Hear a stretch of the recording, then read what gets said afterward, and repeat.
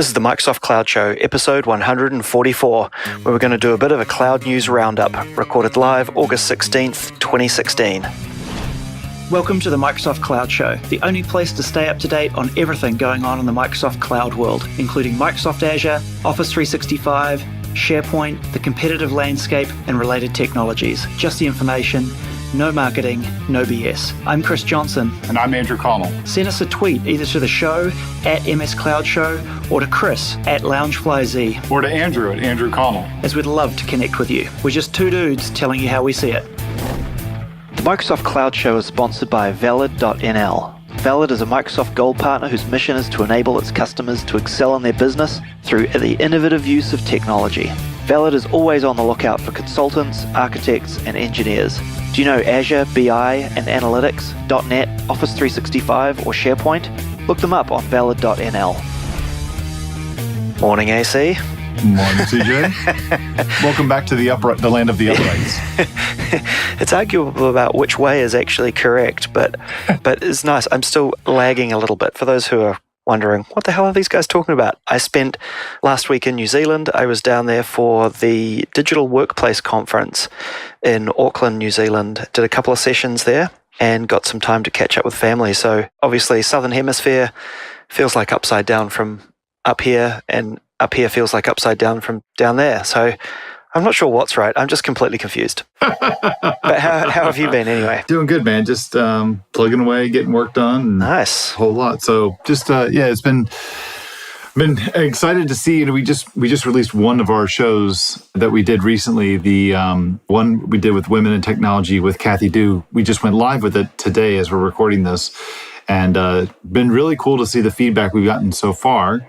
And got another cool one coming out next week where we're going to talk to Alex Pierce about education, Office 365 and Microsoft's role in the education space and what offerings are there for them. So as we know, we kind of record things ahead of time and stuff. But it was good. And I hope that everybody enjoys those two episodes. But today, hey, man, we got to catch up on some news, and we haven't done in a while. Yeah, there's been a bit of stuff going on. But also, one thing I should point out is that if you listen to one of our shows, like these interviews that AC's done in the last couple of episodes, and then you hear this and you hear us talking about those shows, it's not too late to send us questions or feedback about those shows, even shows in the past, even a couple of weeks back. So definitely get in touch with us and we'll wrangle in Kathy or any of the guests that we have to answer any questions you might have, or do a little follow-up show about a particular topic. So definitely get in touch with us if you've listened to those and have some feedback for us. Absolutely. But today's show, we thought we'd catch up on a little bit of cloud news. There's been a bit going on. Both you and I have been kind of crazy the last couple of weeks, so there's been a few things we'll touch on, but it's good to do a bit of a news roundup every once in a while. We've done some interviews, and now some time for some news. So we've got some Office 365 stuff, we've got some Azure stuff, and we've got some news about Gartner and things. And we may even have a couple of picks at the end of the show, so stay tuned for those. But would you like to kick us off with some news, AC? Anything in particular that perked your ears up over the last couple of weeks? Yeah, absolutely. I have two updates around Office 365 that are pretty appropriate. Unfortunately, there was some stuff that the timing of them could have been a little bit better, at least selfishly for us, because we talked to Alex Pierce in the previous episode about the Microsoft in the education space. But the Office blog site had published two bits of news that we had. One is a post that came out in early August. It says, automate the OneNote staff notebook creation and more with the new API. And so what they have is that now we have the ability through the OneNote API in Office 365, the ability to create notebooks, not just in OneDrive for Business, but also SharePoint sites and unified groups. But this update is going to give us the ability to do things like creating staff notebooks, updating staff notebooks, deleting, adding members and leaders, removing students and leaders, inserting sections, a bunch of this kind of stuff that's just going to make it easier to go through and to do a lot more automation and working with OneNote. So I'll have that link in the show notes. And another one that we had was a little bit of a back-to-school update. So it's a back-to-school update for OneNote Class Notebook app and a special add-in. So some of the things that they rolled out a bunch of new features across 44 different languages and 63 different markets. Some of the changes that they added here was the ability to have a new like manage notebooks button where a teacher can see all of his or her class notebooks on one page with a bunch of new capabilities like renaming student sections, adding sections, enabling teacher-only sections, locking the collaboration space. This is really cool. I mean, as we talked about with Alex earlier, I had no idea what Microsoft had done around the classroom. And with kids going back to school right now, I know my kids are. My son just moved in first week of middle school was last week. And from the way that they now are going between different classes for specific subjects and having lockers and how to have everything connected and digitized, Microsoft's giving a ridiculous amount of resources away to students and to schools and to educators for free. I mean, you just validate the domain, which is pretty simple. It's got a .edu on the end, and you get a ton of ridiculous resources. So a bunch of updates that came out too, which is pretty appropriate for right when school gets back to coming back in session here. Yeah, definitely. It seems OneNote is surprisingly huge in, well, not surprisingly. I guess it's a quiet sleeper of an application that's making some really great progress and definitely doing that in education. Also, the legal world, apparently. Legal students are picking it up, making it really popular as well. Good way to kind of get people involved, or at least, I mean, from a business standpoint, it's smart for Microsoft to do this to get people using these tools so that I don't want to say they become dependent upon them, but then when they go out and they leave the education space and they go out into the real world and get jobs and stuff, that it's a resource that they're familiar with, they start working with right away. Yeah, no, definitely. It's a very cool tool and more people should give it a shot. Hey, I've got another piece of news. We heard yesterday that Microsoft Ignite conference in late September sold out. Wow. 18,000 people. Wow. So that's coming up on, I think, September 26th. Is that the right date? I should know this. We're a silver sponsor and going to it, so I should probably figure that out. But yeah, it's in Atlanta this year, or Hotlanta as some people like to call it. Oh, yeah. It's September 26th, I believe, something like that. Yeah, 26th through the 29th. Yeah, 26th to 29th. And it really covers a pretty broad range of audiences, but it's more heavily weighted on the IT side of things than anything else. I think that's by far and away their largest audience, whereas Build is kind of the dev specific show. Although there is developer content at MS Ignite, quite a lot of it, it's definitely weighted towards the sort of the IT pro side of the house. But yeah, it'll be interesting to see this year. Last year was the first time it ran. This will be the second one. And obviously the first time around everybody was a bit sort of standoffish about like, well, how is this going to be? And is this going to be any good? And they did a reasonable job of filling the show with people and things, and the show went pretty well. But I think this time, we're what are we now? I guess we're a month out, a month and a bit, and sold out. The hotels were gone weeks ago, but now they've decided to cut it off at 18,000 people. Yeah, and you guys are going to be there, right? We have a booth, and we're silver sponsors, and I'll be doing a community theatre session as well in the expo hall. And we'll be there with bells on. I decided that I was going to go. I was on the fence for a little while, and decided I'm going to go. I went ahead and just got expo passes for, I think, Tuesday and Wednesday of that week. And but all the content's going to be online. This is a funny show because I know that there's a lot of our peers and probably a lot of the listeners of the show too that have wondered, is there value in it for me to go or not? And I think, with every conference, you have to always look at it and say, what's the value in the show? And is there enough value for me in the show? And I know like this time, the reason I'm going is mostly for the podcast, for the show, to try and talk to, maybe grab a bunch of interviews. If you're at the show, reach out to us. We'd love to talk to you at the show and maybe, find out what you're working on and talk to you for a few minutes. I'll have the microphone walking around and try and just do a little bit of work around the podcast and drive a little bit of awareness and everything for it. But it'll be nice to catch up with people and to see what vendors are there and see what we see in the Azure and in the Office 365 expos, or what do you call those? Like the sections on the expo floor for those different product teams. Yeah, I don't know. Microsoft Showcase area or something. I don't know. Yeah. Yeah, I love walking the floor and seeing who's new, especially who's new. Like the old guard will always be there, but it's interesting to watch new folks pop up and see what they're up to. Obviously, we'll be there this year, and so we'll be a newbie to the show as well. Wow, very cool. So that's sold out at 18,000 people. So it's going to be big. And it's going to definitely be big. Definitely going to be big. It's the hotel issues for Ignite's always going to be fun. I mean, it's a ton of people. I know it booked up pretty quick. I messed myself over by waiting a little bit late. So now I'm staying in a hotel kind of far away, only for 2 of the 3 nights that I'm there, and have to figure out if it's going to be sleeping in the car, sleeping on the street, or maybe trying to bunk with someone, or probably just stay out down by the airport and drive out. I'm going to end up driving in. I'm about 5-6 hours away, and it takes about, even if it's a 45-minute flight, it's still going to take me close to 5 hours between going from home to airport, waiting, airport to hotel, jazz and stuff. And whatever. It happens. Yeah. So, but at any rate, it'll be fun. So another bit of news that we had here from the Office guys is they had announced a general availability in early August of the Microsoft Excel API to expand the power of Office 365. So some of the new things that they gave us are Excel as a calculation service. So developers can now access the powerful calculation engine with instant results. Like you could, guess what? You could have, for example, a mortgage calculator that can take advantage of the PMT function in Excel. So using a REST API. Nobody uses Excel for mortgages. What are you talking about? It's used for every single demo in Excel, it seems. Yeah, it's so true. You can use Excel as a reporting service, Excel as a data service, and hook it up to things like Zapier or to Sage, which is an accounting software for 365. So it's pretty cool. So if they've gone through an update, I know that's a pretty popular API for Office 365, and so now it's gone to GA now for the latest release. Very cool. Very cool.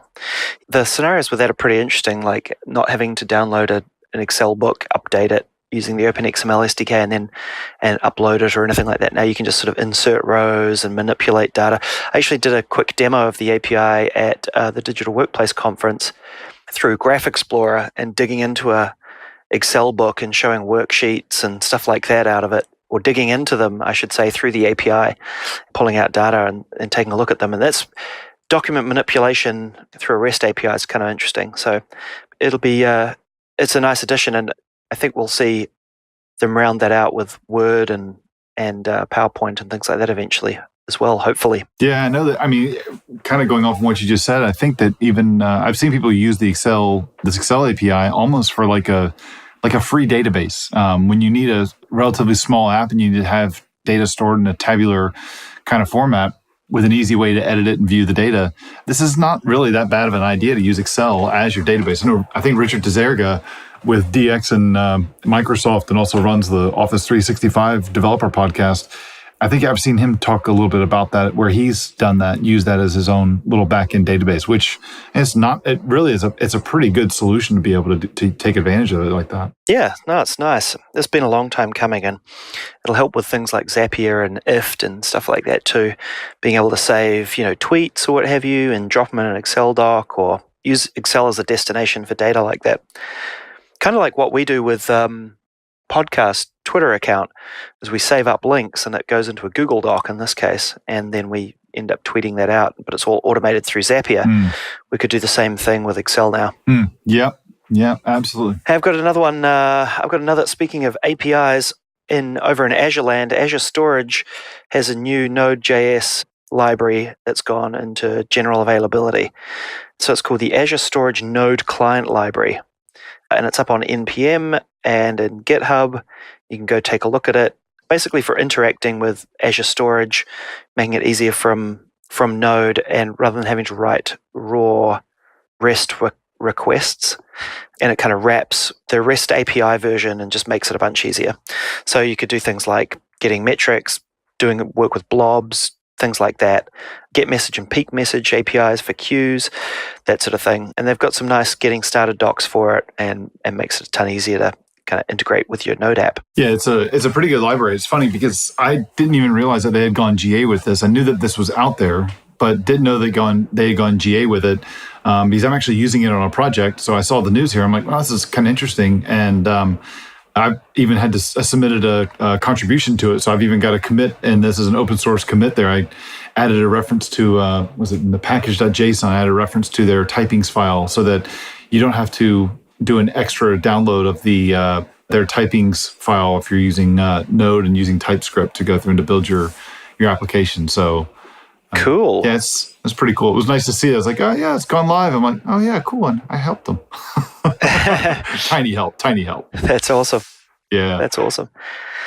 Excellent. So yeah, that's some help for Node developers with Azure Storage. Yeah. And then I know that for developers as well, on the Azure side as well, the Azure blog has a post that came out in early August that talks about ramping up your developer skills for Azure at Ignite. So kind of going back to our Ignite discussion we had, Azure's got over 30 sessions devoted to Azure development. So it's a great place to go through and to get ramped up on a bunch of stuff. This is the one thing I'm a little bit bummed about, that I'm not going to be able to see these sessions live, but they do have one of the sessions that does look pretty darn interesting is accelerating app delivery with Docker containers in Windows Server 2016. Yay, Windows containers. Yeah, so this is, I think that the session code for that is 2960.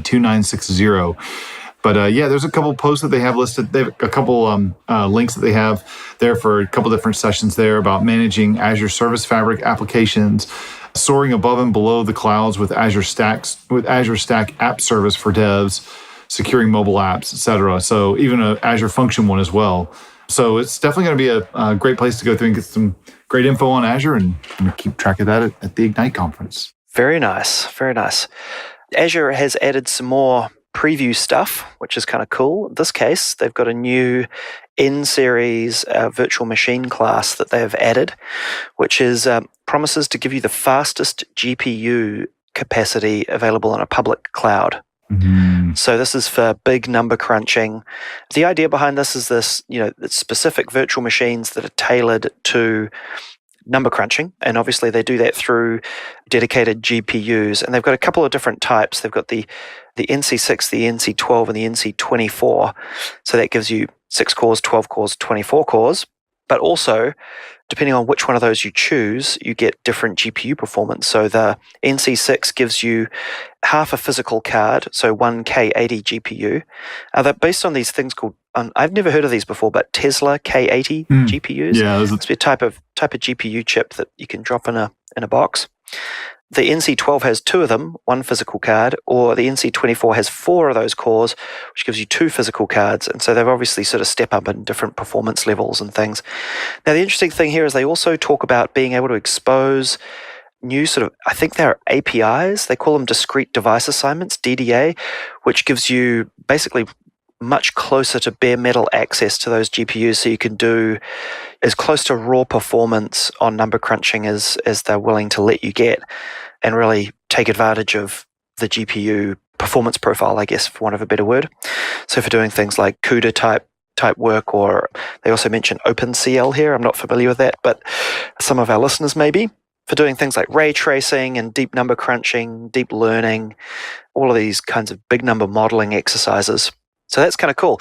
So yeah, this may be the new cloud wars, right? The race to the highest performance GPU available on a public cloud, and Azure are currently claiming victory on that. This is these N-Series, I guess you could think of them as NVIDIA-based machines, right? Because that's right. That yeah. Tesla chip is Tesla and CUDA. CUDA is it's like the SDK from NVIDIA, and the Tesla chip is an NVIDIA chip as well. But AWS has a couple VM types that are specific to GPUs. I love the background noise. I've got a military helicopter flying over my house right now, so sorry about that. Oh, delightful. Lovely living in a military town sometimes. Sound of freedom. But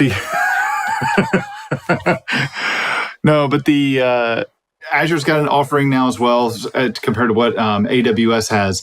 And I've been looking to try and find some pricing information on what these things look like. And I haven't been able to find it yet, because I know they're just in preview and they're only going to be available in specific regions. So at the time we're recording this, I don't see the actual pricing information for it. But it's interesting. I talked to a guy that does a lot of computer imaging, like machine learning around computer imaging, and he does much more complicated stuff than this, but like something that can look at a picture and say, yeah, that's a cat in the picture, or something like that, and not like a lynx or a mountain lion or something, just like a regular house cat. And he was telling me how using the GPU is so much more efficient and so much more powerful than using like a standard CPU. And it's some pretty high-end, very specialized stuff. And so it's also pretty expensive. I mean, I know he went through and just bought a machine recently to do a lot of his work. He was looking to go virtualize all of his work and kind of found that the amount of time that he was going to be using it was just better to buy his own. But to buy a machine that had 4 of these video cards in it, it's a special machine from NVIDIA. And I mean, the dude dropped something like 16 grand just on this one machine. Wow. It's going to take him about 1.5 years to get the value out of it compared to just spending the time he would be using it, say, on the AWS equivalent machines. But it's nice to be able to have that. You know, you don't have to sit there and having an option like this. You just need a temporary VM. You can take advantage of these cloud-based GPU optimized VMs and then not have to sit there and drop a 16K on a machine or something. So yeah, it doesn't mention pricing in here. I guess this is because it's just in preview, but I suspect this NC24 machine with 24 cores, 224 gig of RAM, 1.4 terabyte SSD, and 4 of these GPUs in it is going to set you back a pretty penny. But that's a lot of computing power. It is. I mean, it's a hell of a lot. I've been trying to find a spot where we can find the place where these different regions. Oh, here we go. Hold on. I just found the region. So it's in South Central. So let's see what we're looking at here. So this is for a Windows-based VM, and the N-Series go from the high-end one, which is the one you just mentioned. It's a 4 Tesla K80 machines, 1.4 terabytes of SSD storage, 224 gigs, and 24 cores is $3 an hour. So that comes out to about $2,200 per month. The low-end version, which is all the way down to 6 cores, 32 gigs of RAM, and 1 M60 card is 73 cents per hour. So, so they definitely get pricey. I know it's 73 cents an hour is fairly expensive for what for a lot of the VM offerings that they have. But yeah, and I guess you may not be using it all month, right? So you turn them off. Oh yeah. Definitely just use it for when you're going to consume it. Yeah, exactly. Yeah. Nice. So another bit of news that we saw come out of the Azure guys is this one's pretty cool here. And I'm looking forward to trying this out. They announced general availability for Azure AD authentication in SQL databases and SQL Data Warehouse. So that now, starting immediately, you can use Azure AD authentication in a SQL database. What this is going to allow you to do is instead of using something like, say, SQL authentication special user account for connecting to the database, this is going to give you much better support for using a true AD credential. So it's going to give you greatly simplified permission management, allowing customers to control database permissions via the Azure AD groups without having any access to the underlying databases. That wasn't the case before. It's going to support Azure AD managed and federated domains with username password. Password rotation is also centralized and triggered automatically from Azure AD. That's pretty cool, especially for databases. Integrated Windows auth for Azure AD federated domains and clients on domain joined machines. This enables single sign-on across participating services. And then also using JSON Web Tokens or JOT tokens, which is going to allow you to perform Azure AD authentication for middle-tier applications like service accounts against a SQL database. So that's available today in the latest Azure portal, where you can go take advantage of that right now and for SQL Azure databases, Azure SQL databases. Azure SQL databases. Yeah, it's about a mouthful there. Yeah. So, very nice. Very nice. Absolutely. We have some big news. Yes. From Gartner that Microsoft is now a leader across IaaS, infrastructure as a service, PaaS, platform as a service, and SaaS, software as a service, in their magic quadrants. So there's a new report that came out from Gartner, and they talk about how Microsoft's basically catching up, I guess, for want of a better word, in a big summary. But we won't dig into all of the details about every part of this, but it's interesting. We've covered this on the show before about how they were a leader in the PaaS space previously, but not in IaaS, and so now they've moved into the leader quadrant. That doesn't mean they are leading. It just means they are a leader, and they acknowledge in the article or in the report, that AWS is in the coveted right upper corner of the magic quadrant, but just behind AWS is Microsoft Azure now, which is pretty exciting in the IaaS space, because they've been playing a bunch of catch up. And of course, this is just a Gartner report, but it's definitely something that IT leaders look to for guidance and advice, and it makes a big difference. And if you're not up there, they're likely to look at leaders first. So this will make a big difference to CIOs and things like that that are looking at cloud computing and deciding who they should at least look at and evaluate. Having Microsoft up there in the top quadrant right by AWS is a big deal. Yeah, it really is. I mean, I think, all of us that are fairly close to what Microsoft's doing on the cloud space in Azure, these kinds of reports don't mean a whole lot to people like us in terms of, like, it's not going to change my decision on, am I going to use Azure for this or for that or whatever. But there are a lot of companies that are out there, a lot of very big companies that will really only accept or only consider certain vendors that are based on these magic quadrants that are out there. So this is a big deal, but this also is a lot of validation from someone outside from Gartner saying that, Microsoft is on the same playing field as folks like AWS. I mean, when we've looked at, I think you and I both share the same perception that in the past, it's always been AWS has always been, they focus on IaaS and then they have a PaaS offering, not much of a SaaS offering, but mostly of a PaaS offering, where we look over at Microsoft, and Microsoft they really did both at the beginning, but they really focused primarily on PaaS, and PaaS is still a really big piece to them. But they also play very well in the IaaS space. So a ton of different VM options. I mean, almost to the point where you have too many options. It's almost like walking into what's that restaurant? You walk into a cheesecake factory and the menu's about as thick as a spiral notebook, and you can't figure out, it actually is a spiral notebook. What am I going to have? Like, I don't know. There's just so many freaking options here. The same thing with, what Microsoft has done with their IaaS space. And we just talked about those N-Series VMs. I think it's great that they're in this place here. And, you've seen them compared to someone like the Google Cloud Platform too in this report. And you see that Microsoft is seen as kind of being in the same class as AWS. So it's a good job for Microsoft. Congratulations on being moved up into that area. Yeah, there was a couple of press reports about this and a couple of interesting observations. One there seems to be a lot of consolidation going on around the two top vendors, so around AWS and around Azure, and a bunch of people have disappeared from last year's reports, like Joyent, Verizon, Dimension Data, things like that. So there seems to be fewer and fewer players and more momentum behind the top two. But they also talk about third-ranked Google, who are down in the visionary category, or quadrant, I should say.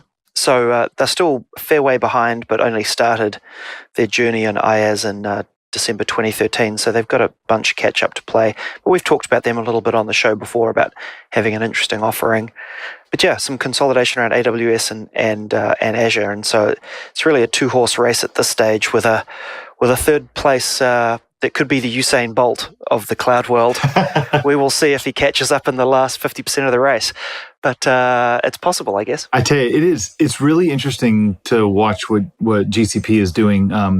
I've looked at a lot of their stuff recently, and over the last few months, and it's a different offering than what you're used to with AWS and with Azure, but it's a very good and very strong offering. They have some interesting takes on stuff. Like if you have a VM that you're running with GCP and you leave it on all the time, you're using it all the time, you get like over a certain amount of time, I can't remember what it is, but you get an automatic 30% discount on the bill at the end of it. So once you spend a certain amount, then they cut you another 30% cut by them not having to, say, spin the machine up and spin it down and reallocate and all that kind of stuff. So it's a creative pricing thing there. And I haven't really spent too much time on figuring what makes more sense. Does it make sense to have your stuff in AWS or Azure, or, what are those different scenarios? So it's an interesting offering there. They don't have as many features as Azure and AWS do, but they've got some really good core features that they focused on. So they've decided to go very narrow on their offering, but very, very deep and very specialized. So gotcha. Definitely pretty popular. I mean,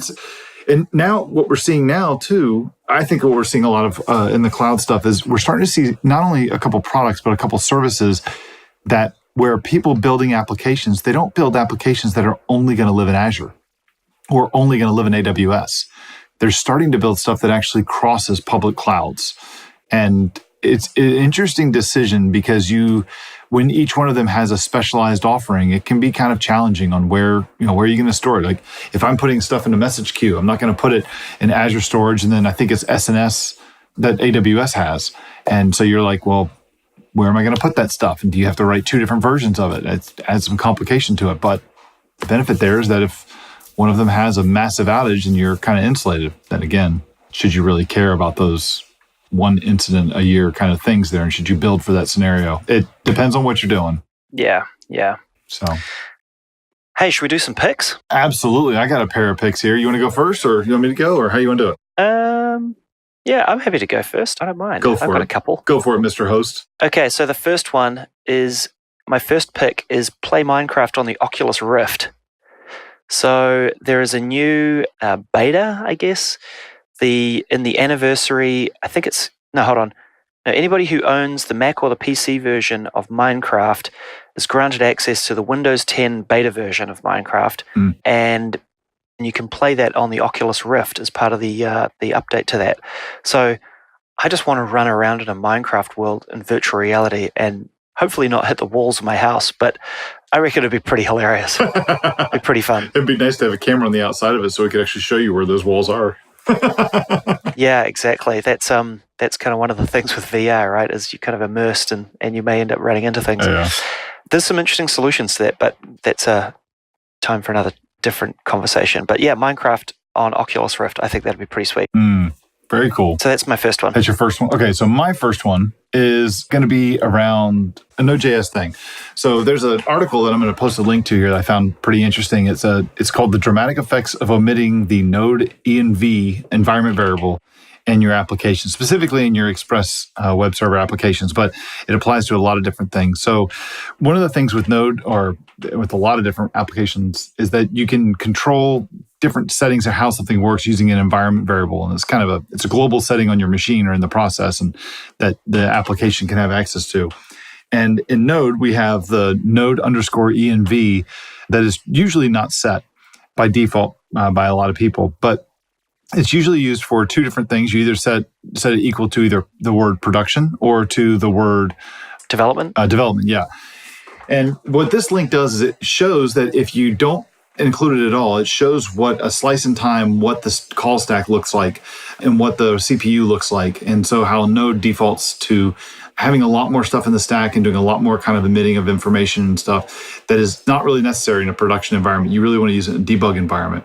Then the guy went through and he turned it on. He put node env equals production, and you can see a significant spike not only in the amount of requests per seconds that it could handle, but also with the CPU utilization dropping way down, not nearly being as much of a burden. So it's an interesting thing to go take a look at. If you're playing around with Node at all, it can be a bit of an eye opener, because that one little thing of just putting node env or node_env equals production space, and then the execution for your application, node space index.js.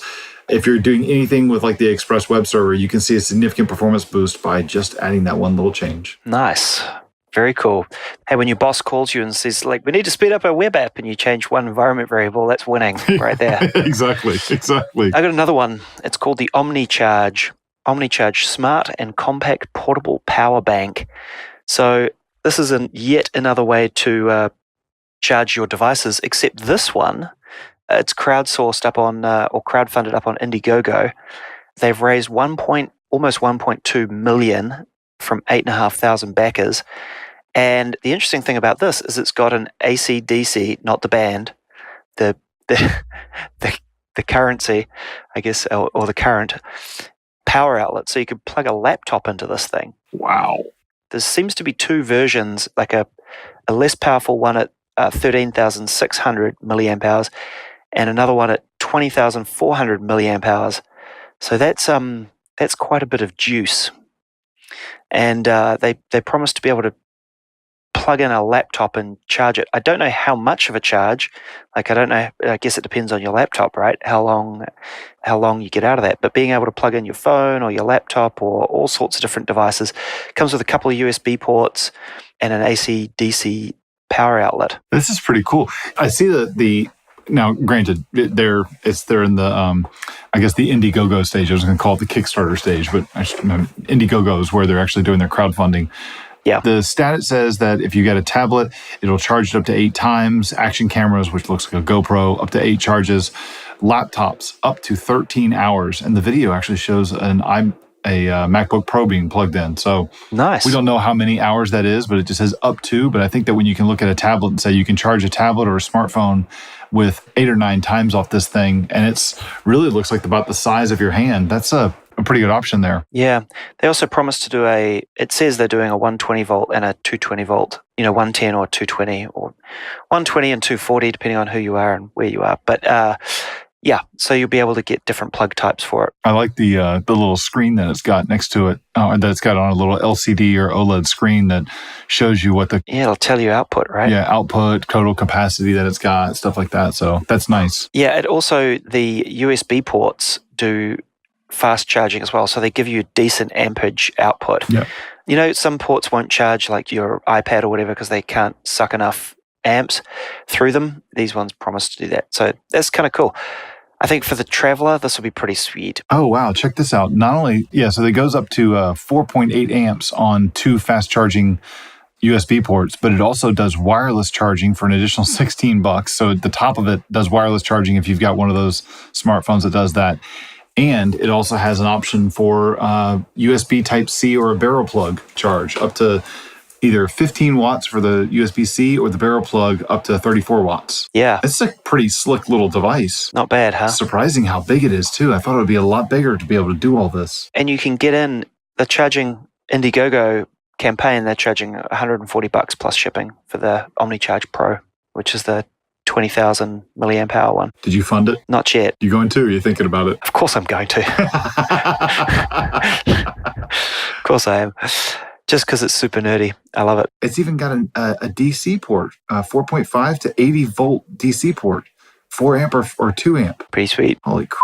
Anyway. Yeah, pretty nice. That's nice. Okay. So my last pick is an article by a site that I frequent because I drive an electric vehicle. It's called electric.co. This came out in mid-August, and it talks about the new Tesla autopilot system that's going to be shipping out. It's going to be included on cars. So we're starting to see in some of the forums, some people that are taking delivery of their Teslas are starting to see some of the new hardware or this new mounting hardware showing up on the windshields, where if you look at Tesla's windshield today, you see this big black thing that's attached to the windshield behind the rearview mirror. And it's got one kind of a diagonal, one triangle that you see there. That's a radar. Oh, yeah. You'll see now that there's going to be 2 of those. So they're adding in additional cameras. It's a total of 3 cameras that'll be forward facing. And it's supposed to get a much higher resolution for doing autonomous driving, where there's supposed to be a significant update to the autopilot stuff coming with the next update that Tesla ships out. We should be seeing it any day now. It's been in private beta or closed beta for about 4 weeks now. And usually it's about 4 weeks when we start to see it hit the public beta and start showing up. So we don't get any kind of a notice other than just our phone says software update available, and you want to plug in, get home as fast as you can, plug in and go push the button and say update it, because you don't want to wait for it to do it automatically overnight. Yeah. But yeah, it's supposed to do a lot of big updates to it. It was pretty interesting though, because the guy goes into a lot of technical stuff about what this is going to look like, what the changes and what the improvements do to it. So moving a lot closer towards fully autonomous driving. But yeah, it's interesting because there's been news, a bunch of news out there about autopilot being unsafe and people saying they should be able to disable it. I'd tell you, it's firsthand, a lot of the people that have had accidents with it they're idiots the way that they're using it. It's not intended to be used the way they're using it. But man, part of it though, it's got and I know that, Mercedes has this feature as well, where it's got that radar controlled cruise control. Yeah, adaptive cruise control. Yeah. Well, I was last week or 2 weeks ago, I was driving home from North Carolina to Florida, and then I had a couple bad rainstorms with my son on the way home. And we're going down Interstate 95, was going about 70 miles an hour, had to drop it down to about 45 because I couldn't see anything. And really got to the point where, you get those rainstorms, you literally cannot see anything in front of you. Yep.